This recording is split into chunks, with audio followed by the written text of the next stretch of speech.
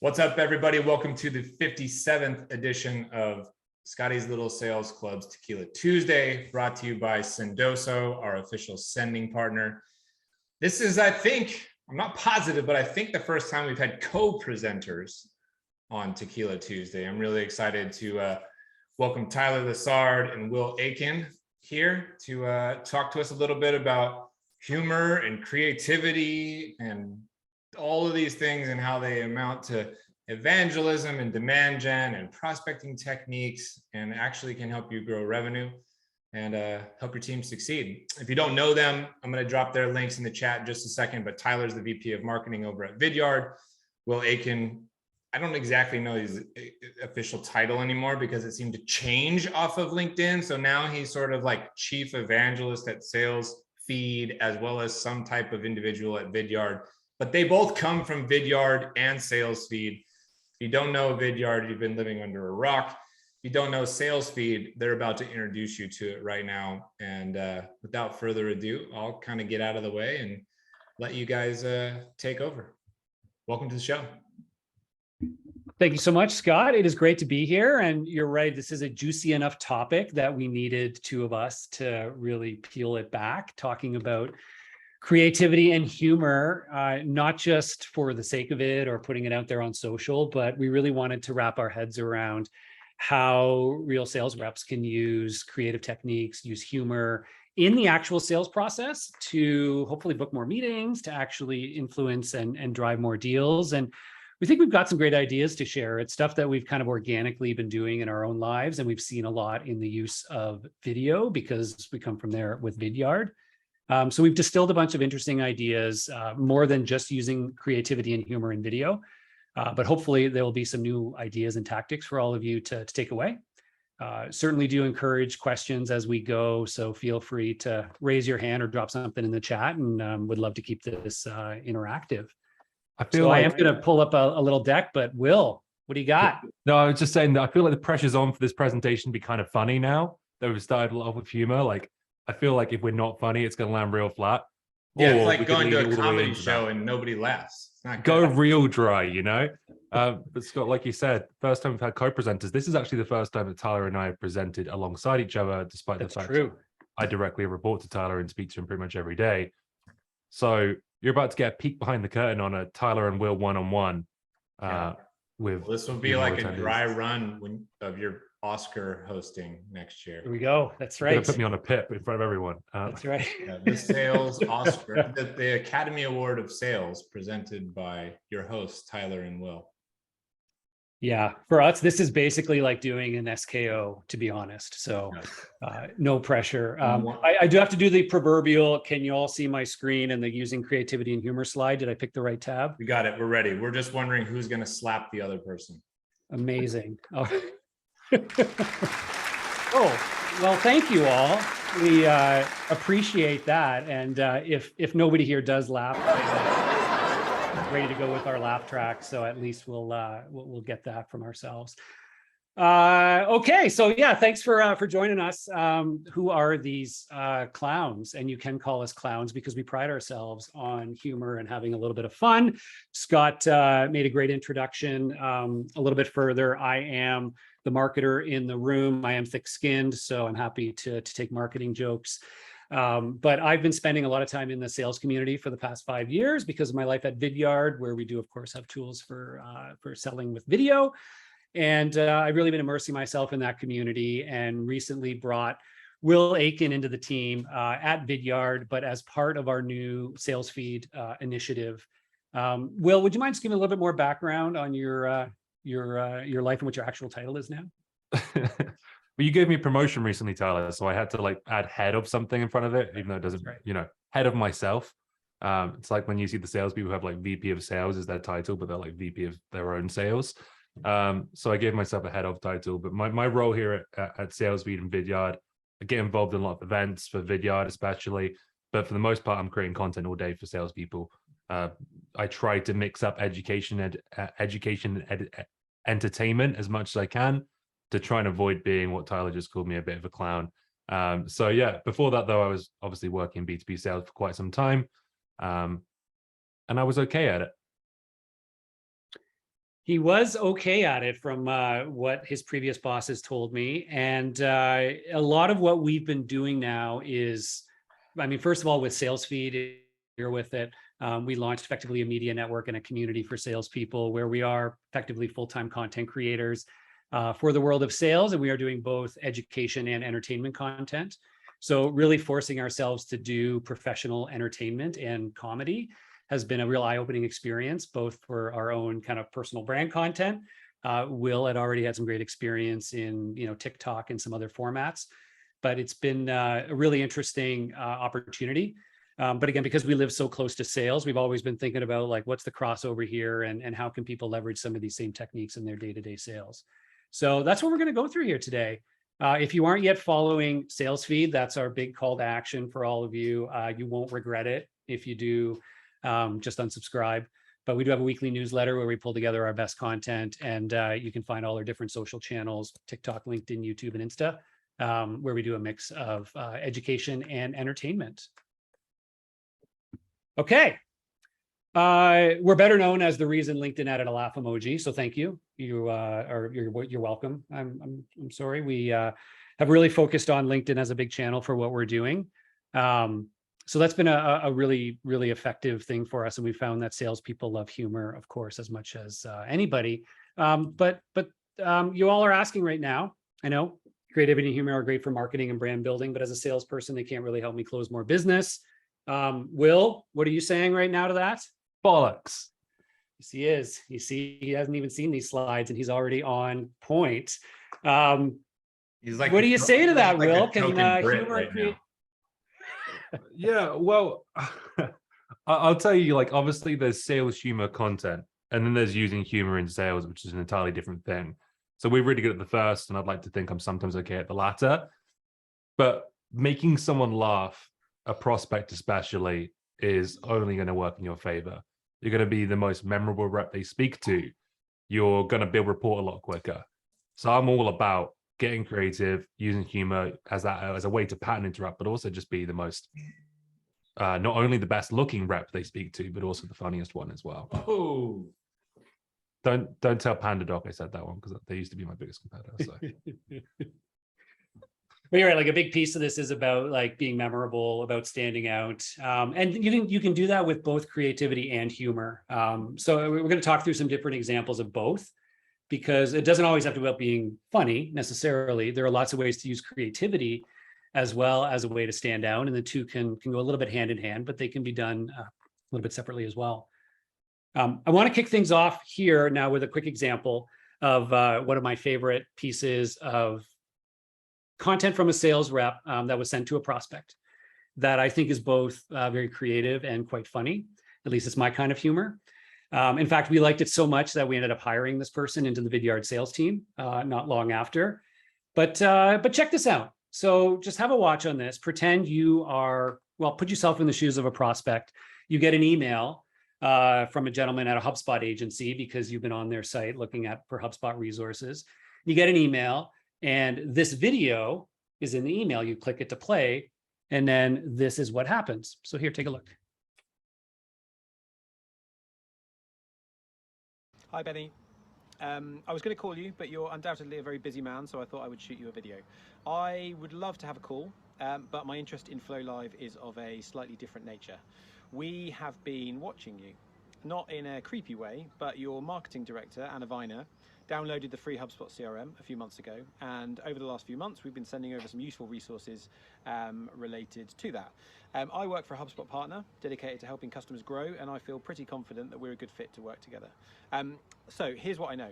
You've got a very exciting product, you've got some new funding, you've got a new CEO, and you are specifically looking to increase your presence in Europe, the US, and also increase your marketing presence. You've also recently updated your website, but there's no marketing automation, as far as I can tell, in place.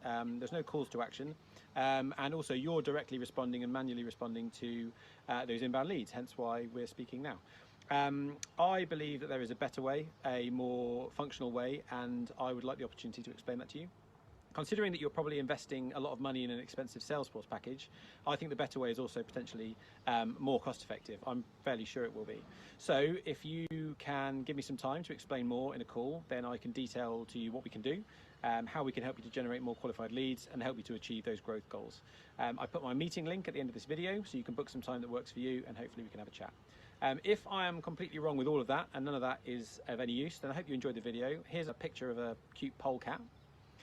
Here they're very popular in Israel. But otherwise, I hope we speak soon. Thanks so much. Take care. So there's just a fun example, right? Of like, instead of the same old email where it's just listing out these points, he cooked up a little video. Obviously inserted a bunch of his own little humor, a bunch of great little visual elements. But I certainly like to think that that stood out quite a bit with the prospect. Likely made them smile, likely made them laugh a bit, at least the polecat, if nothing else. Chris certainly validated that. He said he's gotten incredible responses from these sorts of videos that he's made. And of course, he ended up booking that meeting and getting into a conversation when he otherwise may not have it if it had been the same old email and outreach. What did you think, Scott? Did you like that? Would you like engage with that? Would you respond to it? Well, he lost me after the first like 15 seconds, if I'm being honest. So the first like 15 seconds was like kind of interesting. There was these quick like shock graphics and all that kind of stuff. And then it kind of tailed off for me. Right. Yeah. I think if you had been the prospect and like you knew what he was talking about, where he's like your manager and this and that, it might have helped. But you're right. There's a lot of like fast-paced things there.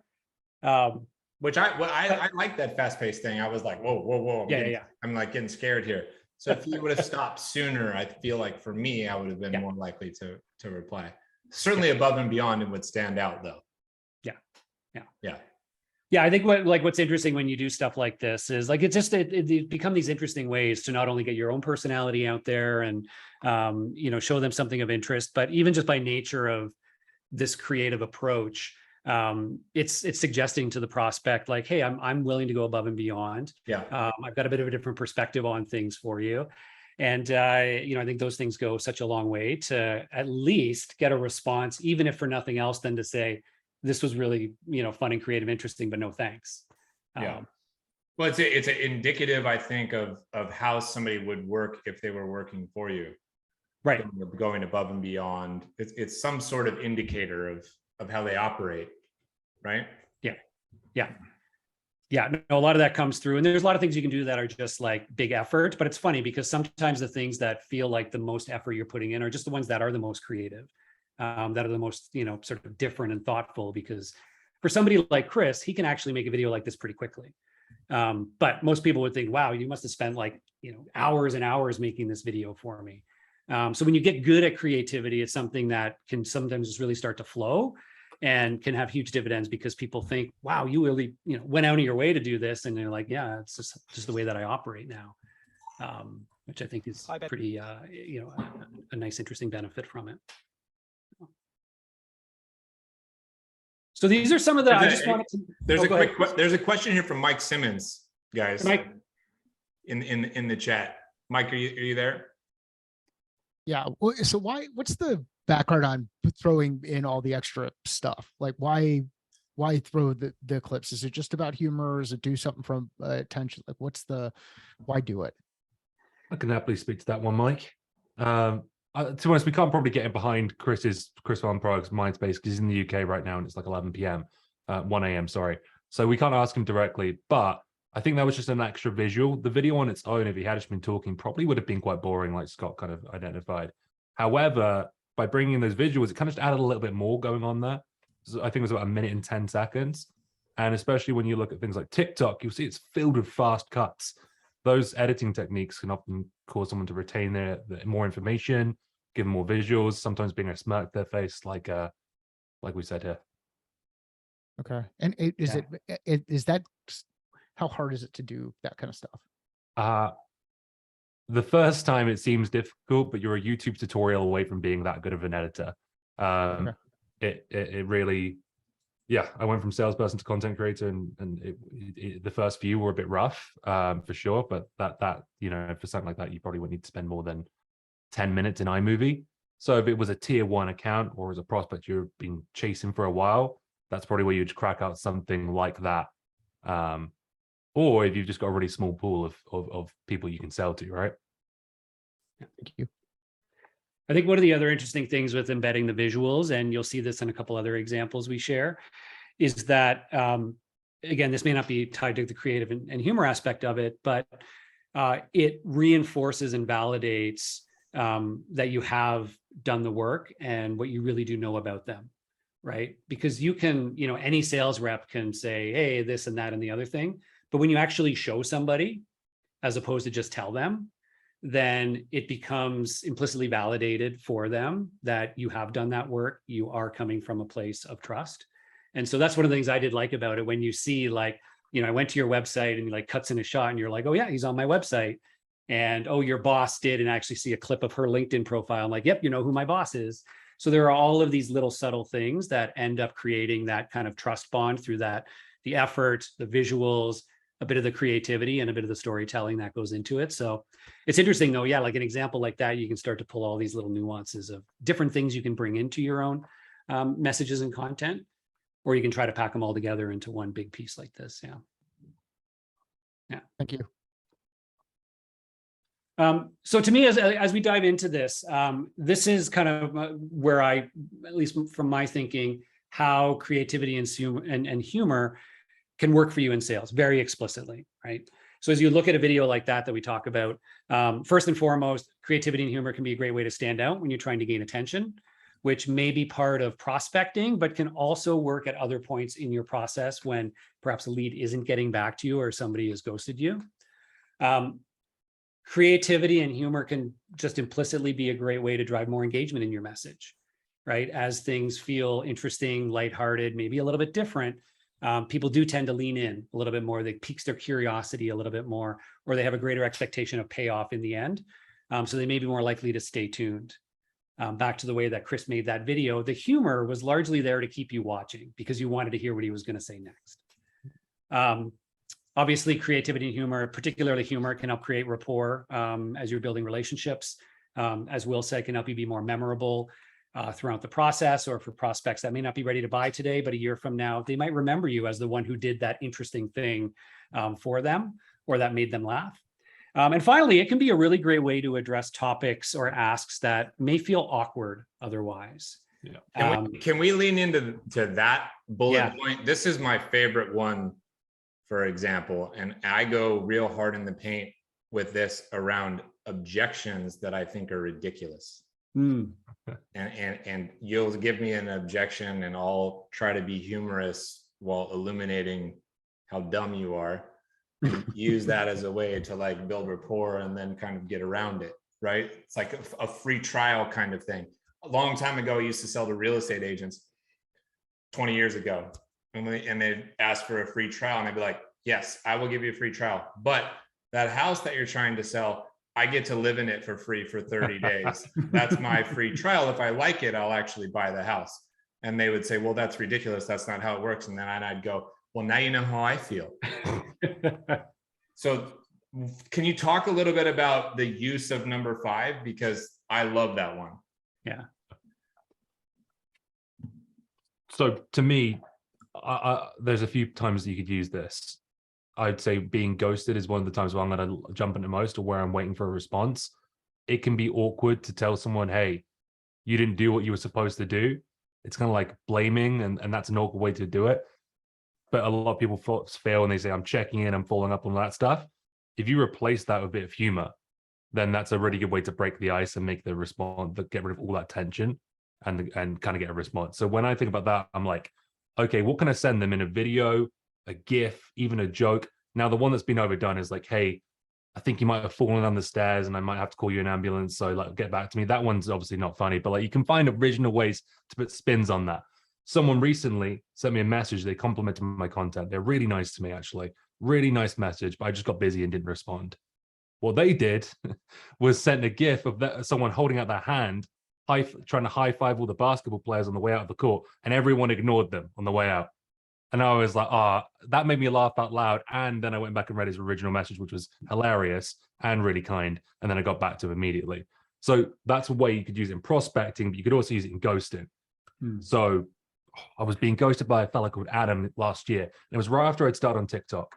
So I made a funny TikTok video where I go, oh, prospect salespeople at the end of the month when they're trying to get the prospect to sign the contract. And I kind of said, hey, Adam, it's Will, calling you again for the 14th time. I have also called your wife a couple of times. Sorry about that, but I'm not really. Please call me back. I sent you a text. Anyway, I made that TikTok. It goes out there. I made it as a normal piece of content.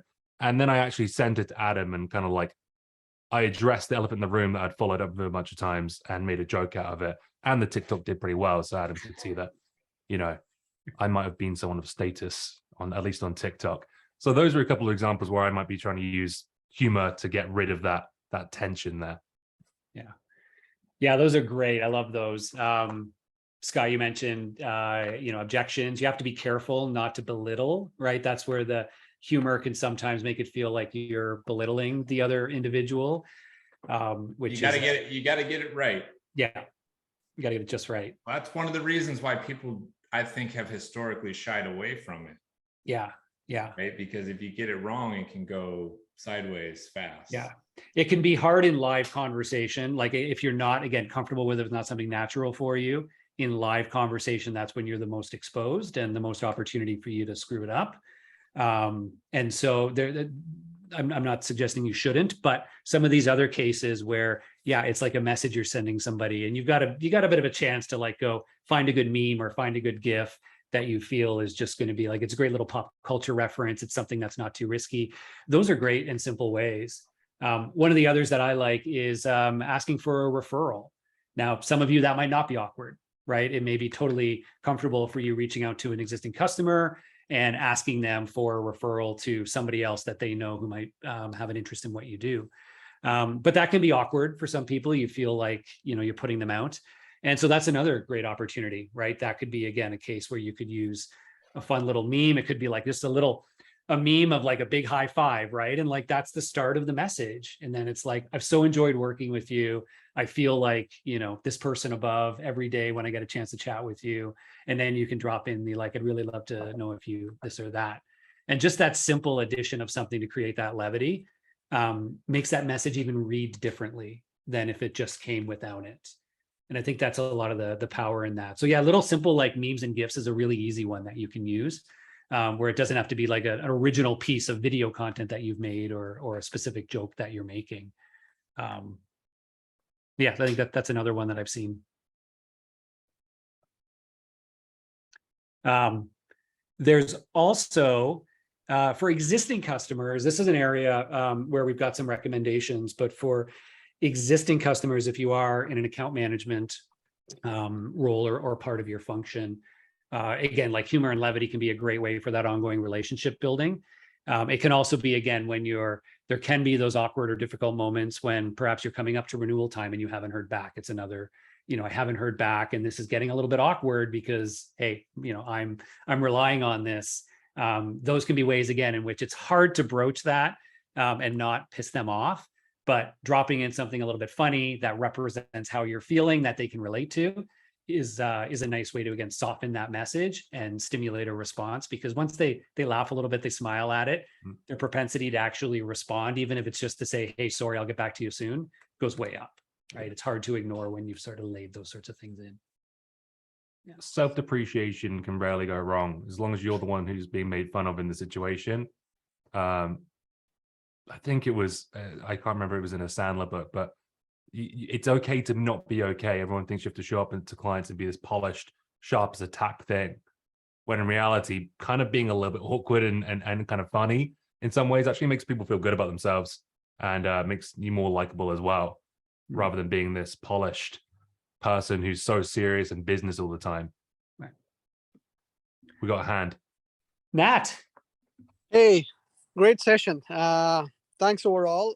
Yes, I am into account management, and it could kind of get a little tricky because we are going to be dealing with the same set of clients going forward. It's just not that transaction that we kind of often come across in new logos, right? So, I mean, are there any examples around what have we used? What kind of humor, what kind of messaging have we used to get people's attention, especially when they have ghosted us for whatever reasons for a year or whatever, and now the renewal is due, and obviously we want to get the relationship back on track, and obviously being mindful as well, right? I mean, it's kind of a little delicate with account management, as you would agree to that. Yeah, it's an interesting one. There's I mean, one part of the answer is well, hopefully you can stay ahead of getting to that point by doing some fun things before that, which I'll touch on maybe as an after point. But if you are at that stage where it is somebody that you haven't really spoken to for a long period of time, so you don't already have that rapport, I do, sort of back to Will's point, I tend to lean on a little bit of the self-deprecation, a little bit of the it must be my fault, not yours, that we're sort of in this stage. So I think almost like calling out the state, like, how did we let it get to this point? But doing so in again, something that, like, again, I love memes and GIFs for this because they're like a picture's worth 1,000 words, but they're, a little bit, bring a little bit of levity to the situation. I'd have to think I could probably do a quick search and come up with, a meme or a GIF that might. Let's do a little exercise right now, Ted. Let's do it. Let's find a little GIF, right? Because let's be honest, can't forget these people that we're selling to are also human who probably laugh at stuff as well. And GIFs are pretty safe generally, if you be quite selective. So if I'm following up and it's time for a new one, someone hasn't spoken to me for a year, I'm going to be looking for a GIF that's going to represent my emotions. So maybe like the John Travolta one, where he's kind of like, I'll share my screen real quick. Is it I the haven't Pulp talked to Fiction? you for a year and you're going to pull the John Travolta out on me, huh? The one that's like, we haven't spoken in a while, and be like, look, it's been a while. Want to make sure we're on track. And it's obviously the message that you send with that, but that little visual representation there is, I think, will bring a little kind of like, it cuts the tension that is there because they know they haven't spoken to you as well. They might be thinking about canceling for, and what you're not going to offend anyone with that. I wouldn't imagine, as long as you're being careful. You gotta think as a human, how would you feel if you're being said that? Someone who does this really well, a guy called Junior, he works at a company called Pickle.ai. He's always sending gifts to everyone who comes on, everyone. And another person, I remember the first time I spoke to Larry Long Jr., he sent me like 3 gifts in a row. And I was like, who this guy? What's going on here? And it just kind of made me realize this person is like, it's a human, and it removes that tension there as well. So I might John Travolta them. I might look for one that's a little bit better than that. Another person who does this really well is Dale Dupree. If you know Dale Dupree, he actually is physically incapable of texting. All he's capable of doing is sending gifts. Fun fact.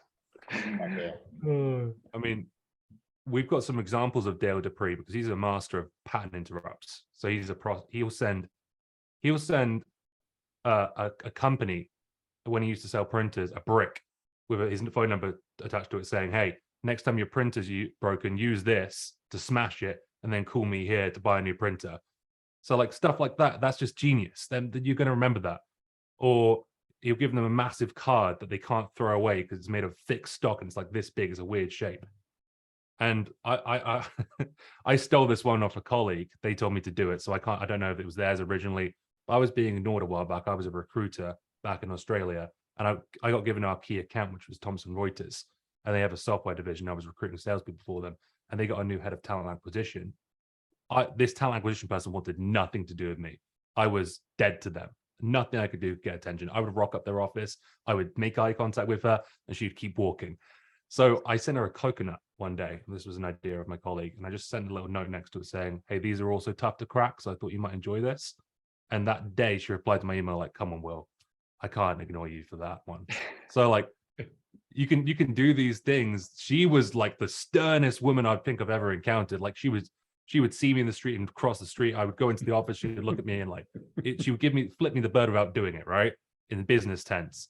And sending a coconut, you would think is out of the question, but yet there it was. I got the response, and she gave me a couple of roles that I wasn't able to fill. So we kind of ended up going off tracks again. But point is, I got the response, which is what I was looking for. That is nuts. Good point, Jill. Good one. I love it. You see, the humor's already coming out. We're already learning here. Yes, Jill. puns, dad jokes, they all work. They're all fair game. Hey, Nat, one of the other things to consider is, we're talking about the two sides, like creativity and humor, which can both be effective in these situations. The humor side, I get it. For somebody who I haven't spoken with in a while, I might lean on the memes, gifts, something that's kind of easy, quick, and breaks the ice. The other thing on just the pure creative side is, I mean, again, the really simple idea of, send them a short video if you haven't done that. Like, instead of just another email saying like, hey, can we connect? Can we have time to meet? Record a quick video and just be genuine, right? Be a little bit open and transparent and say, I'm really passionate about doing business with your team. Here's a little bit, maybe you do pull up a screen share saying, here are some of the things I've seen that your team has done in the last year. I think I can help you do a bunch of great things. Figure out what that message is, but even that little additional effort and creativity of making them a video is above and beyond what most other reps that they're working with are likely doing. So whether it's funny or not, little things like that. Yep, sending them a fun little mailer, sending them a digital e-gift card, an Amazon gift card with a little video accompanying it, saying like, hey, I would love to grab a coffee to talk about next year's opportunities. I sent you a gift card, and I can't wait. Right, little things like that just can go a long way. And we're talking about a lot of asynchronous stuff right now. We're talking about ways to stand out, get your prospects to reply. But don't forget that there's always these opportunities to use humor during demos, during presentations.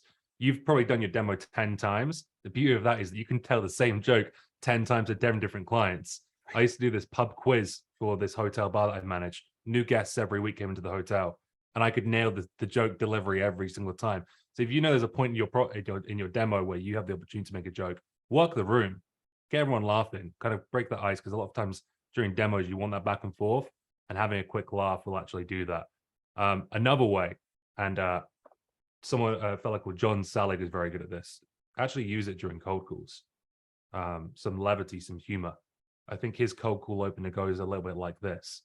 Hey, Scott, it's Will Aitken here from Sales Feed, and this call is as cold as the relationship between sales and marketing. See, that would totally work on me for sure. There you go. And obviously, we can't all just steal John's opener, right? But he's thought of that and made it work, and he's probably going to nail the delivery. And then you can make that work for whoever you're selling to. If you're selling to HR, hey, this call is as cold as the most recent responses to the employee engagement survey. Regardless, make the joke apply to the thing. Someone else, Morgan Ingram, his cold call opener has a purposeful laugh in it. He goes, hey, Scott, thanks for taking my call. Look, I'm calling out the blue here. However, have you got a moment to chat? He rehearsed the laugh that's in the middle of that. Yeah, he timed it. He timed it. Yeah. He thought, wow, if I whack a laugh in there, in one of the most tense situations, someone getting a cold call, they're going to be more likely to have a conversation with me. Yeah. I mean, there's so many other great examples of things that just bring in that a little bit of personality and levity. Like, even, we did a great series on people's favorite cold call openers where some of those came from. And another one of my favorites is, I mean, it's pretty much a cut and paste now. Kyle Coleman, his favorite is, hey, yes, this is a cold call. Do you want to roll the dice with me? Give me 30 seconds. Right. And just that, like, do you want to roll the dice with me? Right. Just like little phrases like that. They're not going to give an out loud laugh, right? You're not expecting that person to go, oh my gosh, that's the best thing ever. But it creates that moment of levity. It makes them smile. And when somebody like physically smiling, it creates this openness, right? I gotta dig up the psychology on it. But I've read countless times around the power of smiling and laughter and how they open people to be more receptive to information. They kind of actually make your body language lean in. And just that little, creating that smirk. Oh, yeah, okay, I'll roll the dice, right? It makes a huge difference for him in those. And that's just adding a little bit of a humor edge and a little bit of creativity into those cold call openers. Yeah. Yeah. By the way, Kyle did when he told me that on the recording, he was like, I can't tell you who this was, but I heard this somewhere and I loved it. It was actually Bilal's who gave me another one on that same video. But he robbed it from Bilal. They sold it offline. I was the mediator. I obviously didn't want to include the bit. It didn't make for good editing. But anyway, Carl nabbed that one from Bilal, but later credited him. So Yeah, it's great. I think a big part of it as well. You maybe don't want to go and say, "Hey, do you want to roll the dice?" But you can think of something to make that your own, because otherwise everyone That's does the it. thing that I think Yeah. people screw up a little bit. Yeah. Because I don't think your takeaway shouldn't be, well, I'm going to say exactly what Kyle does. Right. Like that's his line. Yeah. You know what I mean? So the thing I think is to take away is that's stylistically smart. And this is why. And who am I and what are my experiences and what feels comfortable to me to say that could have a similar effect. Yeah. I think that's the smarter kind of way to apply this. You guys agree with that? Yeah, exactly. Yeah, Because it's not a pattern interrupt when everyone starts doing it as well, and everyone that's right. when that cold call opener became popular, a lot of people started saying it, and then it's no longer yours. I mean, if we want to tank Clary and Kyle's entire business, we could all just start using that and just render, him useless and ineffective. I don't think that's he's a nice guy. It's not our goal. I don't want to do It's that not to our Kyle. goal. Yeah. Maybe, yeah. I'll say that someone who wrongs me in some way. I'll steal their opener and make everyone use it. No, but, Yeah. but I mean, you're spot on. The strategy here is, as part of, in this case, a cold outreach, how do you create a moment of levity, laughter, make that person smile, because it Yeah. immediately opens their receptiveness to a conversation, breaks down the barriers, and it creates an opportunity. And so, yeah, whatever, again, it's going to be different for everybody, but that can go such a long way, whether it's on a cold call, LinkedIn message, an email, right? These are all things that are lowering those defense mechanisms that most people have against a salesperson in early conversation, and create more of that one-to-one rapport and an openness to having that conversation. So that's all it is. It's the same idea. We all saw that stat recently. I'm certain everyone here saw it, that if you and the prospect both swear in a conversation, your close rate goes up.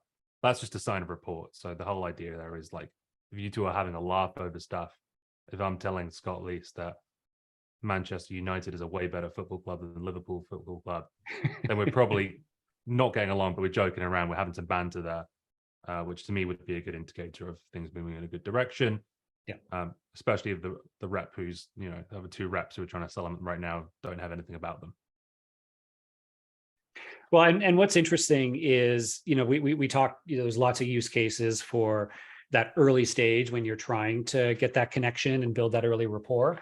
But as you said, like, as you go through the sales cycle, the more that, like, if you and the prospect are both, well, swearing is one example, but if you're both laughing, right, you're both smiling, you're both, telling jokes to each other, that inevitably helps the process, makes you more memorable, makes you more relatable. And that goes through the deal cycle, and it goes through the post sale as well. One of the things, if I were doing account management, which admittedly I'm not, maybe this is why, but what I would do is, like, for a new account over that first year, I would set up some milestone moments to have intentional moments of, humor-based bonding, if you will. And I would do something like, at a 3-month milestone, I would have like a pre-baked, ready to go meme. That's just like my go-to. And it's like, they're getting it on their 3-month milestone. They're going to get this message from me. That's like this celebration of, like, 3 months, congrats, so happy. And it could just be a moment where they open it and they're like, oh, that's cute. Thanks. Right. But it just, it has that opportunity to create that just simple little bond. And then I have like a 6-month, they're going to get a video, and it's going to be like a video from me, doing something interesting or fun, or maybe there's a metaphor I'm playing off of. And now they're again seeing me and hearing me and maybe laughing a little bit. And then maybe at the 11 month, which is just before renewal time, so I make sure we're ready to go. I don't know, maybe I'd have a cameo, like I'd get, some C-list celebrity to do some ridiculous fun cameo video for me. I'll pay David Hasselhoff $300 to make one video for me that's generic and says something like, thanks so much for doing business with Tyler this year. He just can't wait to whatever, blah, blah, blah. And I use that at the 11-month point with my customers, just to get them to crack a smile with me and go like, this was great. Thanks so much. yeah, can't wait to talk about our renewal next month. Right. So there are like these intentional moments where you can just add levity throughout the process. Not because you're trying to get their attention or you're figuring out a hack, but just to keep that positive relationship building going. But we usually just don't think of it, right? It's just like not part of the typical process we go through, and not sort of how we've been trained to do sales. So just some, food for thought, right? There's all these moments you can probably appreciate. I don't know if any of you can think of moments on the flip side where you've been a customer or a prospect. If anybody has moments where you've had a great experience with a rep, I'd love to hear it. Either somebody who was like super creative or somebody that like really made you laugh and got your attention and pulled you into a conversation. I've had a few. I can think of like only a few, unfortunately, of people that have really like stood out with something super creative or like something that really made me laugh. Anybody? Has anybody got prospected in a good way? No. I think that's testament to what you should. There's the opportunity. Yeah. I could do a mini plug for the Sales Rebellion. They sent some content to my bosses, and one of them's on the more serious side, and they got him to laugh pretty hard. There you go. Yeah. You remember what it was? It was a book, and it was basically our story, and it had our major competitor's name on it, and it was a whole story about how we would overtake them, basically. That's pretty good. That's pretty good. That's awesome. You know who does this quite publicly? Ryan Scalera. He obviously, now this isn't going to be for everyone, all right, because it takes some minerals to do this, but he'll write an entire cover song for a company, and I've spoken to him about it. He'll write like Gravy, a song, and he'll remix, Hey Ya by Outkast, and he'll change the lyrics to Prospect Gravy, and I'll post it on LinkedIn. Well, not only is that going to be a great way to get Gravy's attention, but you actually got a bunch of other companies inbounding from that as well. Now, is everyone here going to go write a cover song for their prospects? No, but come on, like I can't even string together a tune. But it's a way, once again, it's that theme and thinking of ways that you can make it your own. Zoe Hartsfield, she sent ukulele playing. I can't play the ukulele, so I couldn't do that, but she did a little ukulele thing in a video once. And that's she said that got her the meeting. She posted it online as well. So there's all these things of how can you bring you into it, right? Yeah. So with me, I sent that TikTok because that's what I'm quite all right at sometimes. But like think about things that you're good in and think about ways to bring that in, because being yourself throughout the sales process is only going to differentiate you. And no one ever bought from a salesperson and they were like, oh, that person was so beige. Right. No one's ever going to hate you for being yourself. Unless you're awful. I know a sales rep who who does magic, sleight of hand on the side in his personal life. And so we'd bring that into doing videos. So he'd make a video, and like his video was always started with some kind of like sleight of hand trick. And he just found a way to tie it into his narrative, right? Like if you're selling to, I don't know, a sales leader, you might do something of like the disappearing pipeline, right? Like have a card with pipeline on it, and all of a sudden it disappears, right? And that little like motion became his GIF thumbnail images. So they'd open it up and they'd see this little like trick, and you're like, okay, I got to see this. And then, that got you to click in. But then, he sort of does the trick, and it's tied into the message and is a metaphor for what he wants to talk to you about. And it would like work so well. And it was because like that was him. He had that skill set, and he brought it into this creative and almost funny way to prospect.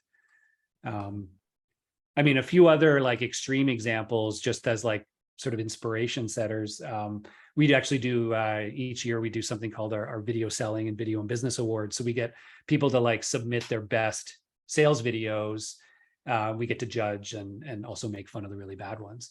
But the some of the best ones, like the one of the winners one year was a gentleman named Frank Weschler, who was working at Dynamic Signal at the time. He was prospecting into this is so memorable for me. He was prospecting Frank. So he was prospecting into Buffalo Wild Wings as an organization, the restaurant food chain. And so he couldn't get a call, couldn't get them to respond. So he actually went down to one of their restaurants and bought an order of their hottest wings called their Blazing Wings. And then he made a video where it starts, he's holding it up and you can clearly see the Blazing label on the side. and he clicks record and he says, hey, and he actually says a few people's names. He's like, Denise, Kevin, so on. I'm making one video for all of you because I don't want to have to do this more than once, but you've been so hard to reach that I'm going to talk to you about our value prop while I'm eating your hottest blazing wings. And he takes a bite and he starts eating it and he starts welling up. Like he's like at the point where he's coughing and crying because it's so hot, but he delivers his fun little pitch. Right. And then he ended up, it was a memorable story for me because not only did, yes, that person watch it, but he got like hundreds of views on this video that he sent because everybody just sent it around in the company. They're like, most of them were probably like, check out this doofus. What a geek. But like, they're like, check this out. Right. And he's like, he became a legend in that account because he was the guy who ate their blazing wings. And again, I'm not saying that you should go out and do something like that yourself, but like the lesson learned there is like, think outside the box a little bit. Like if you were at that prospect, what would stand out for you? Like, what could you do that's like super relatable, super interesting, maybe a little bit funny that, they'd have a hard time ignoring. Mm-hmm. And you can't always pull it off, right? We're not all necessarily like hardwired to be able to come up with creative concepts, but you can take some inspiration from some of these different ideas. And then, you just got to try some things. You got to practice a little bit. There's another more practical example that's more on the creative side, not necessarily the funny side. But one of the other ones that stood out to me as one of the great examples of video was a guy named Matt Hall from a company called Woodway UK, and they sell packaging solutions for companies who ship physical products. And one of their value props is their packaging.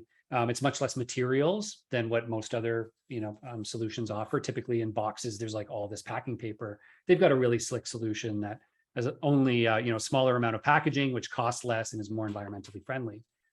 And so he came up with the creative idea of, well, why don't I like show them? So for his key accounts, he would order a package from them and it would arrive. And then he would actually do an unboxing video and he would lay out all of their packaging in a line. And then he would lay out his solutions packaging beside it. And he would show them. It would be like, look, your packaging is like 10 meters worth of paper. Our solution would be 3 meters. You can see the difference. We should chat, right? Like it was just this very simple approach, but he just thought a little bit more creatively about it. He's like, what could I do to show them or to bring it to life or something they'd really relate to? Now, he can't scale that for every prospect because he actually has to order their package and do this whole thing. But for like his top accounts, it's a home run. It's a home run strategy. Like he books meetings like crazy because they see it and they're like, yep, I mean, I can't argue that. Let's take a meeting, right? Let's hear what you have to say. So it's tough because things like creativity and humor, there isn't always a prescriptive formula. But a lot of it comes down to being intentional in stepping back, thinking a little bit differently, and even like asking yourself, like, what could I do intentionally that would be a little bit different from what other sellers in my type of position are doing? Or if I were the prospect, what would get my attention? Or what would I respond to? Or what might make me smile? And be intentional in thinking like that every once in a while. Document ideas you have. Right? If you're in the shower or at sleeping or whatever it is, and you come up with an idea and you're like, oh, jot it down, right? Like get a little notepad going and be intentional in trying things, once a month, a couple times a quarter, and just start to develop the habit. And that makes such a big difference. Tyler, we have a question from Jacqueline. Jacqueline, you want to take yourself off mute? Yeah, so thanks, Scott, and thank you for this. This is awesome. I'm a huge fan of video mail. What about I work for LinkedIn and I work with K-12 schools and I call into CHROs. It's not like sales leaders. So there's a fine line between being humorous and also being viewed as like unprofessional. Like you're dealing with children here. So like, I don't know, like I'm a walking HR violation. So this is like a line for me to walk every day. But like, how do you insert humor into that vertical?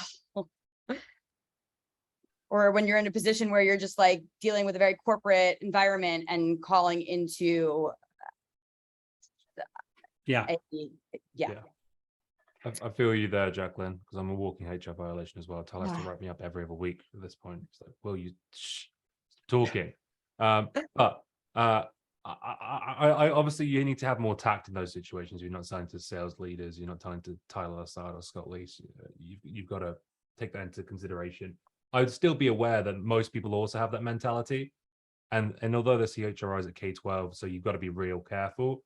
I wouldn't be afraid of figuring out where people are. Obviously, sales, one of the beauty of it is mirroring people. So you can often get a pretty good read if someone's going to be receptive to that kind of stuff or not.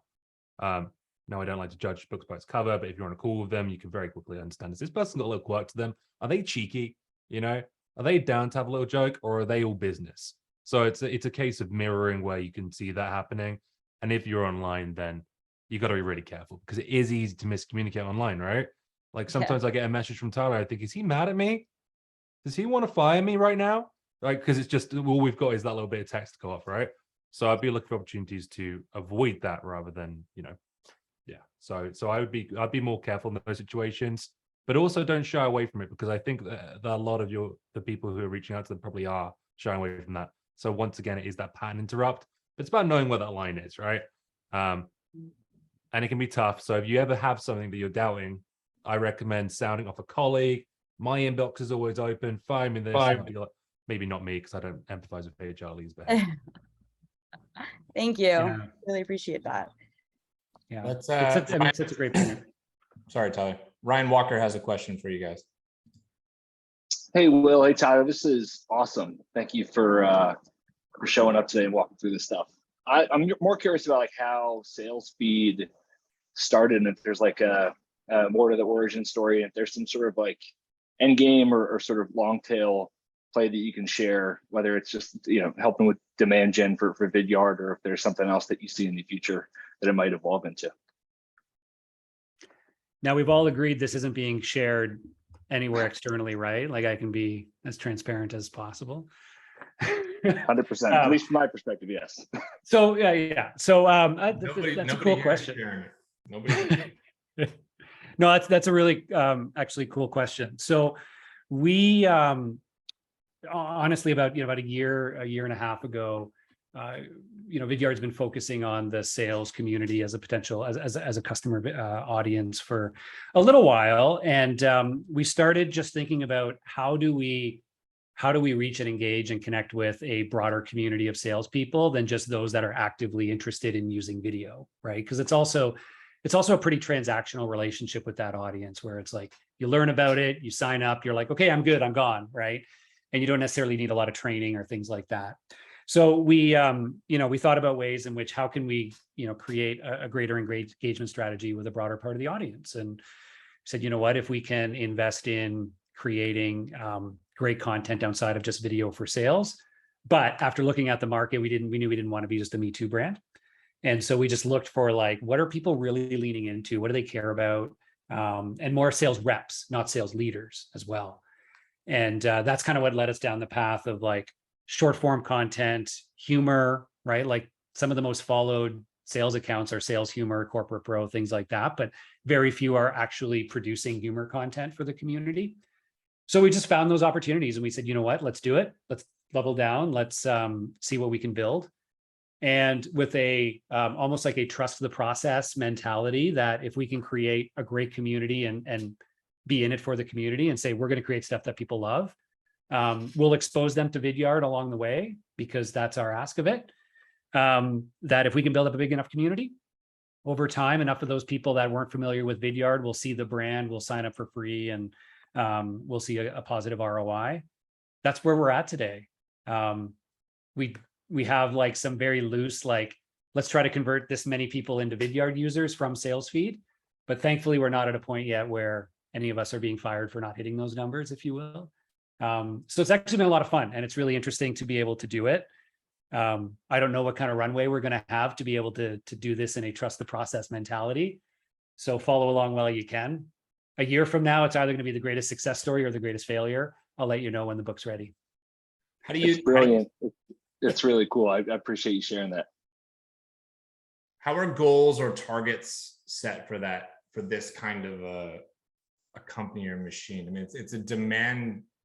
I don't know if you want to call it this. So let me put my own words to it. Like, it's a demand gen vehicle for XYZ outcome in my mind. Yeah. I have other grand ideas about it, but I look at it externally. If I just want to judge it, I'm just like, okay, this is a demand gen vehicle for Vidyard, for Tyler, for Will, for other folks. So how does one put goals around this thing? Like, I want this much revenue or this much leads or this much followers or whatever. I'm very curious about that selfishly. Yeah. It's really interesting. We currently think about it more as an awareness building than a demand gen, specifically, with an expectation it will become a more rigorous demand gen platform in the future as the numbers add up. So right now it's focused on awareness and reach. And so our primary metrics are around the community that we're building. So followers, subscribers, and engagement in what we're putting out there, because that's a leading indicator of how well the content is resonating. Those are our primaries. If we're growing the community, we're increasing engagement month over month, then we know we're doing all the right leading things. We do also look at conversions to Vidyard. And so we're always sharing great content from Vidyard, right? So we'll share an article that Vidyard published about, top 5 ways to use video in sales as part of the sales feed newsletter. And a certain number of people will click on that, go to the Vidyard website, cross-discover Vidyard. In our newsletter, we have a promo code. Sign up for Vidyard and use this promo code for 3 months free of our pro product. And so we track how many people are converting on that as well. So we do look at some of those downstream metrics, and those give us an indicator of what percentage of the community could potentially convert. And that's kind of how we think about it today. It'll evolve, right? Like 6 months from now, we may be more focused on down funnel metrics, if you will. Yeah. Yeah. I like to think a lot of that's helpful for me. Yeah. Scott. Tyler's got he's a strategy man on the soldier, but I like to think that people who follow me will eventually get exposed to some video content along the way as well. Yeah. It may not be sign up for Vidyard, but it'll be like, here's how to use video in sales. And that's. Yeah. But, and here's an interesting takeaway tied back to the subject of this conversation, is that the one thing we didn't talk about was using humor and creativity for personal brand building or corporate brand building even. But in this case, for all of you as salespeople, that's the one other, right? Like, there's using it in prospecting to stand out, get more meetings. There's using it in the deal cycle to build rapport and get people who ghosted you to come back. There's also that using humor and creativity as part of your own personal brand building. I think, we believe building your own brand has a ton of benefits, but from a sales perspective is, can you reach a broader part of your target audience and create some inbound opportunities for you by establishing yourself as somebody credible or interesting in your space? So for example, if you sell to CHROs, I would focus on personal brand building, where I'm trying to build a community of HR leaders or professionals who follow me because I'm sharing great insights or I'm making them laugh, right? And we've found that this combination of learn and laugh is like so powerful, because the laugh and funny content is the stuff that gets all the likes, right? It's like, it'll get, people will be like, it's like memes and stuff, right? Like, you've seen it, right? And people will be like, oh my God, that's the funniest thing, laugh, share, move on. And that stuff racks up but there's not a lot of value to your sales process, but those people are now following you. And when you then drop a great learn nugget, like a, 1-minute tip on like, hey, I just spoke to this amazing CHRO, and here's one really cool thing they've done that I think everybody else should know. And it's a quick piece or an article. Maybe a small percentage of those people who laughed at the meme actually engage in that, but those are the people you care about, right? And now those people are like, hey, that's cool. The ones that like those posts, they're the ones you run a report in LinkedIn and you go, I'm prospecting these people, right? And so you create that sort of halo effect with fun content, because a lot of people will just engage in that on social, but then you pair it up with useful, insightful content that helps you find people in your community that you probably want to try to have a conversation with. and maybe you start to find more leads coming inbound to you on social channels or other places. And I mean, Will has been a master at that, and I frankly learn from him every day and what he did to build up a community on TikTok and LinkedIn of people that he could ultimately sell to or end up partnering with. So I wouldn't recommend what everyone did what I did, by the way. It was a bet that played off. It wasn't really even a bet, but like, I'm lucky I found you, Tyler, because I've definitely closed a lot of doors with my content as well. But, you know, as Jacqueline, you said, like, kind of know your audience, and be kind, and you normally do pretty well. you know, so social is actually an interesting place to put down and even test some of those, or to do them in a way where it's not like a potential one-to-one like risk factor. So if you want to, even like, you could come up with a funny meme. You know, memes are just an easy reference, but again, going back to like, if you're selling to HR leaders, you know, come up with a funny meme. Like, not everybody has that in them, but you know, find some common meme, add some, you know, HR silliness to it, something you think that might resonate there, and put it out on social, right? If it sucks, all right, nobody will engage with it and it'll be forgotten about. If people love it, you know, you hashtag it with like HR, and then like, you're like, hey, that one worked. People really liked it. Maybe I'm a little bit more confident using it in outreach to somebody. Or maybe I tag one of my prospects in the comments of this and say, you know, relatable ? And it's almost like this soft way to like put it in front of people, and then they'll almost self-opt into it. It's like people that are engaging with that are also the ones that you know. So yeah, different ways that you can try, and that personal social or brand building side is that whole other area where creativity and humor can really shine. Who else has questions for these guys?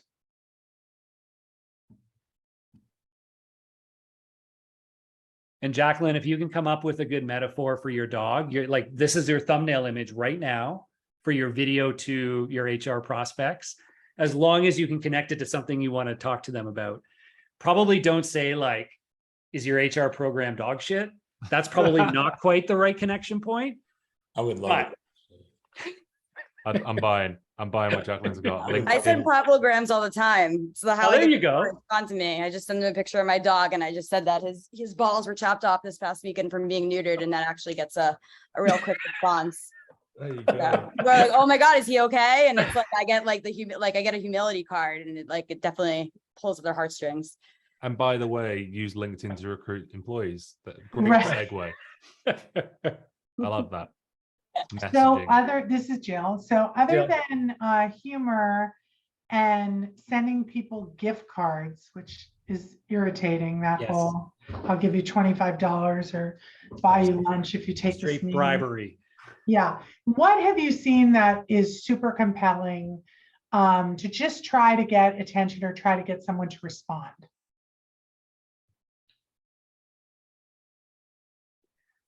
I mean, I see a lot of, obviously in my role at Vidyard, I see a lot of people using video and video messages as a effective way. What I've also found, I've seen and heard a lot of great stories around more like integrated campaigns, if it's targeting people that are obviously key accounts or prospects, that combine some kind of, you know, direct mail strategy that's probably a little bit more interesting, fun, quirky, not so much just like, hey, here's another Yeti mug. That Oh, I know. Scott had a guest on last year, and I can't remember his name, but he did the most amazing direct mail pieces that were like custom for your brand, and they were just Colt Briner was his name. that was incredible. So those are super memorable. But I'm wondering, Yeah. like, in your top three, like what was memorable to you that maybe didn't use humor, but was super creative and unusual, that is just to give us more ideas, like. So the best ones I've gotten, so I'm gonna stick on the video thread because it's just the stuff I tend to pay the most attention to. Of course. The best ones that I've gotten as a prospect were actually ones that clearly showed me a problem that I may not have known I had. And not everybody can do this, but like one example that immediately comes to mind is somebody sent me a video, and they do like SEO kind of SEM offer. I'm not sure if it's a product or a service. But the video, I could still remember it in my mind. The thumbnail image had like Vidyard in a Google search, and then the results had like 2 of our competitors as the first things, right? And so I remember seeing it and I'm like, oh shit. Right. And so of course I click and watch, and that individual, it was like, hey, you know, I'm reaching out because I actually wanted to show you how people are hijacking your search terms. You know, so da da da da da when you do this. And then he like switched tabs and said, you know, here's the end state that I can help you get to. Basically, he's like, I can help you make sure you're first for this thing. Happy to share more about how I do that. Oh, I love And that.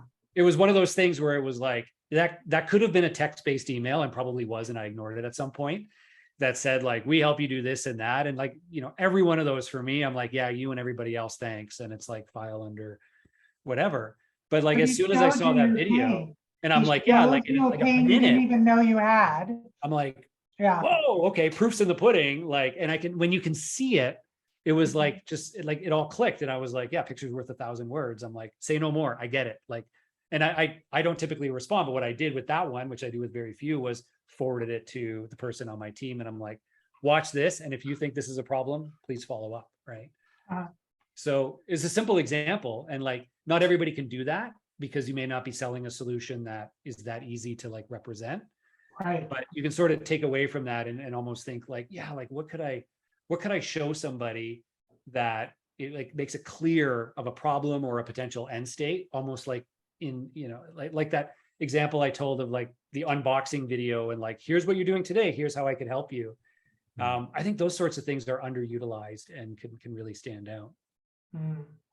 Jacqueline could go on to Indeed.com and highlight how low the school's teacher ad is ranking. No wonder you haven't got enough applicants. You know, that could again, like, that's another visual way, and that visual does add an element to it as well. But I think obviously good messaging is a great way to start if you're prospecting, problem focused, good tie-in, relevant or personalized, ties into a problem, and then use some of the best practices that are around right now, like saying, hey, is this interesting? But I've always found, like, when I've been prospecting someone through a sequence, at the end, I just kind of make fun of myself a little bit. And like, obviously I've missed the mark way off here. Could you have any feedback for me on what I've been sending you? Because people love to give you feedback. They want to be love helpers. Yeah. Yeah, they right. want to get, if you ask someone for help, it's my cold call opener goes, hey, I'm happy you might be able to help me. I don't tell people that one because I don't want them to use it. But at the end, you go, have you got any feedback for me? And even people who didn't like what you sent them will tell you, and that's either an opportunity to improve or just get a response and close that door. Yeah. Yeah. I like The other thing I've seen people doing, and I've been the victim of this on the other side of it as well, which is not for everybody, but that again, for, you know, if you're comfortable with it, for key prospects, they, in a similar vein, they'll like try to bring them into, you know, collaborating on something, as kind of almost a thinly veiled approach to get into a conversation. And so, you know, the higher end of that is people that are like doing podcasts, and then they'll be like, hey, this person is at a company I'm prospecting, I'm going to invite them to be on my podcast so that we inherently create a relationship. And I'm not going to sell them right away, but I can nurture that now, and hopefully that'll be a future prospect. But there are simpler and smaller ways to do those sorts of things as well. You know, I would love to, I've never done this, but I would love to try something where, you know, again, I'll go back to the HR leader example. If I were targeting HR leaders and I knew there was somebody that like, this is a really key account that I really think I could crack, you know, I might reach out to an individual there and reference something I've seen them share. Maybe they hopefully they have, right? I might find an opinion, the comment that they made on a post or something else, reference that and say, you know, this was really insightful. I'm actually creating, you know, a weekly tip for HR leaders around A, B, and C to share with my community. I'd love to feature you. Would you be interested? Right. And so then it's like, again, a lot of people will be like, you know, yep, flattery will get you everywhere. Yeah. And love, also you know, with that, Tyler, you're not asking them to do any work. right. You know, I find that so often when you try to reach out to people and say, I'd like to invite you to do this, or, you know, or be on my podcast or write an article or public, you know, it just creates stress around it. But the example